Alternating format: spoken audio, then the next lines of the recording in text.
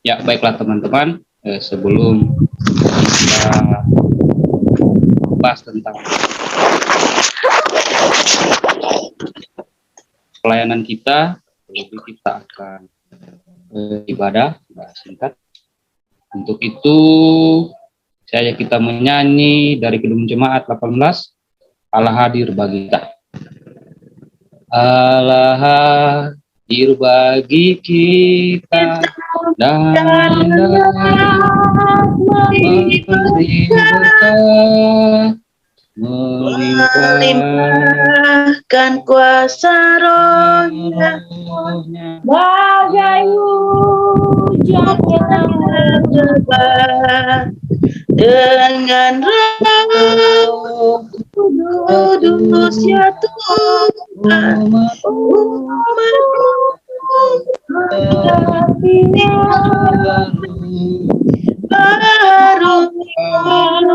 hati kami curahkan kurnia. Doa, kita berdoa. Ya Tuhan Allah Bapa dalam kerajaan surga, kami bersyukur kepadamu jika pada saat ini kami boleh berkumpul via virtual, di mana kami akan membahas rencana-rencana tentang pelayanan kami ke depannya. Namun sebelumnya, kami akan membaca dan mendengarkan firman-Mu. Kuasailah hati dan pikiran kami masing-masing. Di dalam nama-Mu, kami berdoa dan mengucap syukur. Amin. Amin. Ya, bacaan kita pada saat ini terambil dari kitab Perjanjian Baru, Efesus 3, ayatnya yang ke-18 sampai 19. Efesus 3, ayatnya yang ke-18 sampai 19.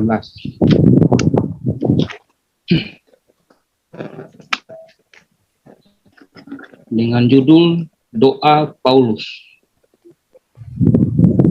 Ayatnya yang ke-18, aku berdoa supaya kamu bersama-sama dengan segala orang kudus dapat memahami betapa lebarnya dan panjangnya dan tingginya dan dalamnya kasih Kristus, dan dapat mengenal kasih itu sekalipun ia melampaui segala pengetahuan. Aku berdoa supaya kamu dipenuhi dalam seluruh kepenuhan Allah.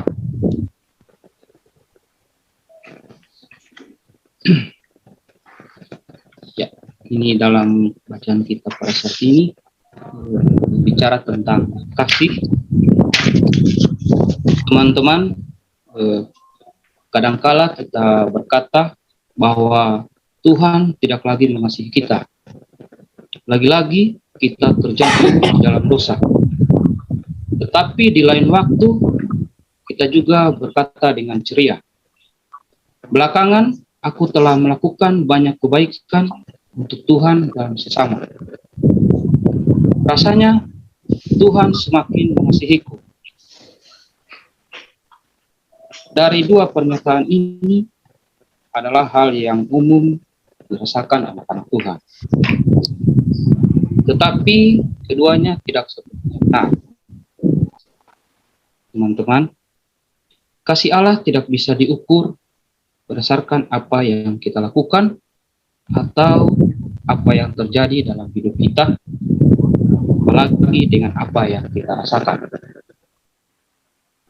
Jika kasih Tuhan kepada umat manusia tergantung pada situasi dan kondisi kita, maka kisah hebat dalam Alkitab tidak akan pernah tertulis. Seperti Daud, di mana dia pernah berzina dengan istri orang lain dan mengatur pembunuhan suami wanita tersebut. Namun pada akhirnya dicatat sebagai seseorang yang mengejar hati Allah. Kemudian Tamar, seorang wanita yang mengandung dari ayah mertuanya, tetapi namanya dicatat di dalam silsilah Yesus Kristus. Kemudian ada Paulus sendiri, di mana dia menganiaya pengikut-pengikut Kristus tetapi Tuhan menjadikannya alat untuk menjangkau bangsa-bangsa di seluruh dunia baginya. Begitupun kita sebagai orang-orang yang dipilih umat Gloria Jakarta, kalau kita tahu bersama, begitu banyak orang yang hebat dan pintar di lingkungan GKST Gloria Jakarta. Lalu mengapa kita yang dipilih? Itu semua karena kasih Allah yang melampaui segala pengetahuan.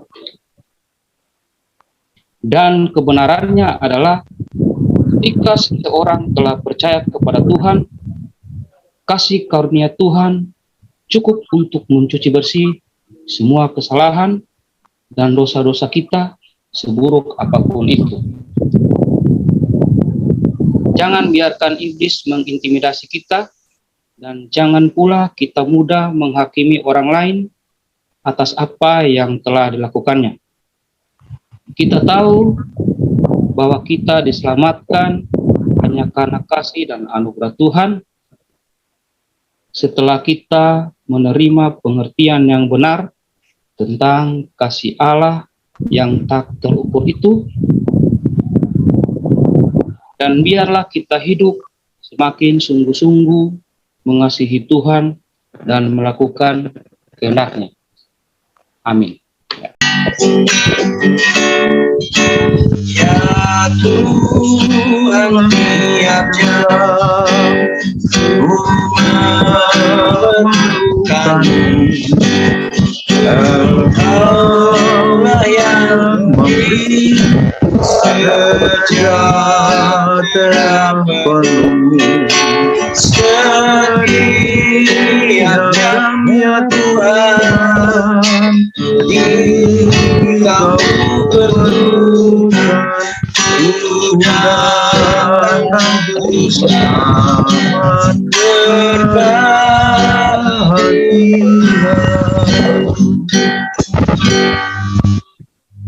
Oke, teman-teman semua, kita satu dalam doa. Kita, ya Tuhan Allah Bapa dalam kerajaan sorga,